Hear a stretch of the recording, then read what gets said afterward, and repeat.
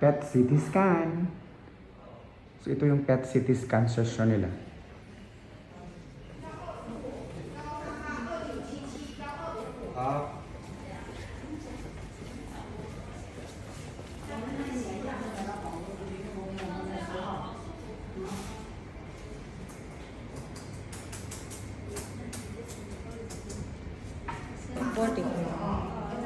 Ipa na.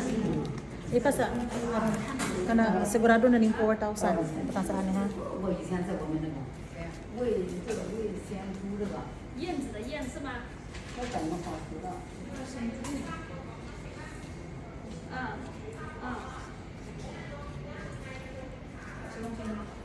？We're here at PET scan department, as in sobrang high-tech ng kanilang ano.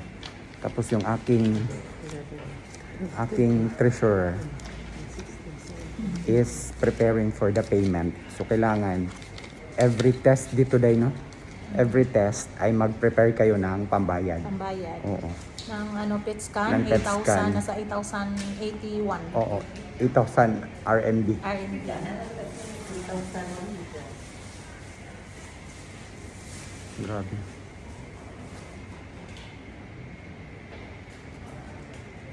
So dito ay assistant ng doktor. Doktor Tapos, talaga ang mag-assist sa'yo. Hindi yung mga nurse, doktor talaga. Kasi ang doktor ang mas nakakaalam Mm-mm. para gagaling talaga ang pasyente. Oo. Hindi magkamali. Careful sila dito kasi ayaw nila na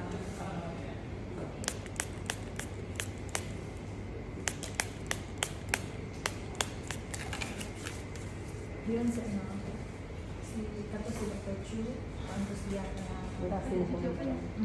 expert siya sa heart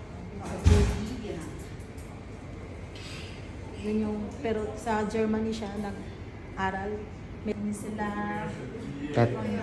PET scan day today. So, I have here with Ma'am Arlene and then in-explain niya kung sino-sino ang in charge ng PET scan. director yung mga expert by rank Okay. by rank yeah. Thank you, ma'am. MRI and So, my first activity for today is PET scan. And then, as you can see, all of them are doctors and the nurse, this is the head nurse and all of them is a doctor. so they are the one who taking care of the PET scan and the rest. So, PET scan is the next. So, naghintay na lang kami na mabayaran yung payment ng PET CT scan para after the payment ay proceed na sa PET scan room. Okay, so every